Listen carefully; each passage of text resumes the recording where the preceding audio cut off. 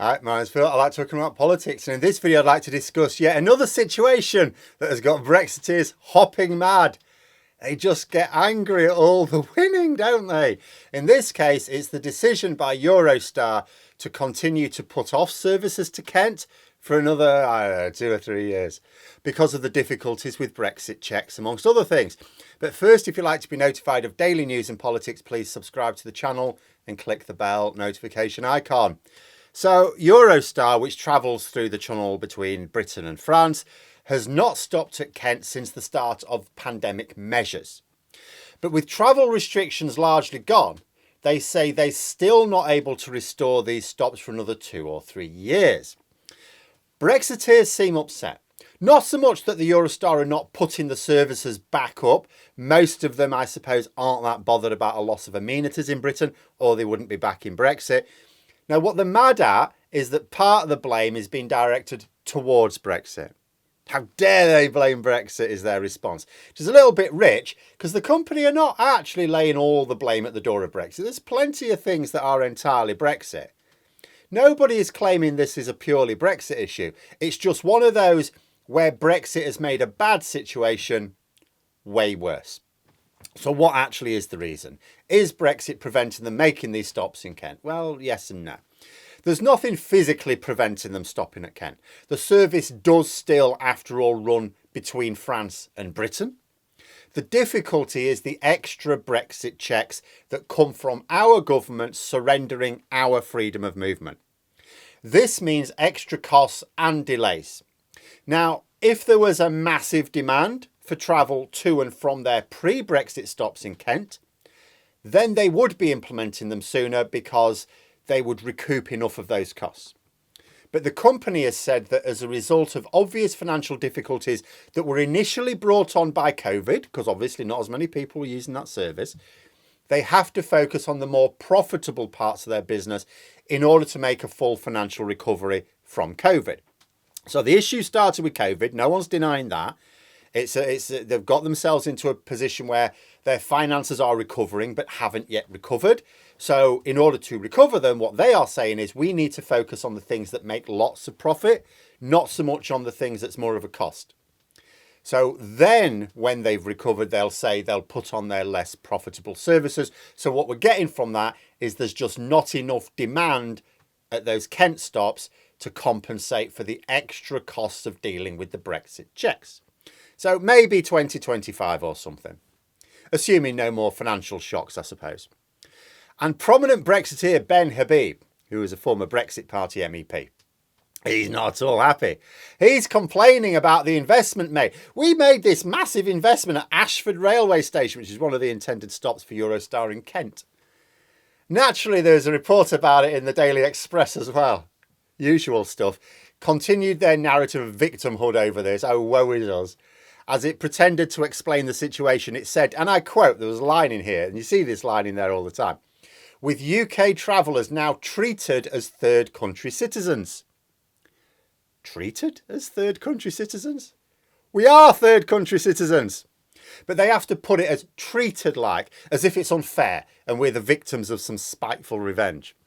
But the article, which is laden with lots of quotes from Ben Habib, seems to be raging at the decision to ignore British customers. Oh, we're your customers, you're ignoring us. Okay. As well as trying to deny that there are any problems with checks due to Brexit. Now, there are a couple of things about this. First, Brexit does mean more checks. And if someone were to actually ask real questions of these charlatans, not just, ask them a question, take the answer and go and write it up in the Express, but ask them proper follow-up questions, even they would be forced to admit it. It works simply enough. Ask them if freedom of movement around Europe is a good thing. Obviously, they will say no.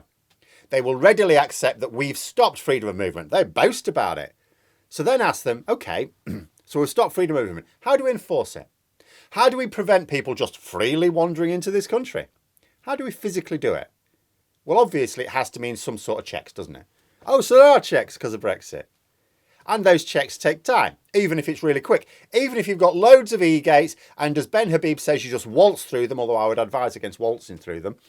And I don't know how good the facilities are at the intended stops in Kent, but it still takes time. And what if the check is failed? I mean, if you're going to restrict movement, I mean, if you're going to stop freedom of movement, that means you're restricting it. That means some people can't come in, but they may not realise this or may try it on anyway. So it has to mean that you have to deal with that as well, the people who fail the check. That takes time as well, doesn't it? So of course there are necessary checks, and of course those checks take time. And of course those checks have a cost attached to them. In fact, it's not just Eurostar. We've seen the same thing, exactly the same thing of people trying to travel between Britain and France. Any method, road and rail and air as well as rail. All summer we've seen it. Why should the train be any different? Then there was a second thought I had. It was a bit of a cheeky thought, this, that occurred to me. So Habib kept blaming the French government for this. And you go, well, hang on a minute. This is a corporate decision based on profitability. You know, they're saying, look, you know, we're quite happy to put this service on, but at the moment we're still trying to recover our financial position. It's not a profitable service stopping at these 2 stops in Kent. We're just going to carry on going straight through to London, right? Because that's where the customers are. We'll maybe think about it in a few years, right? It's a corporate decision. What's it got to do with the French government? Well, the French state owns 55% of the company. The Belgian state owns the rest. So it's a completely nationalised company owned by 2 different countries, not us.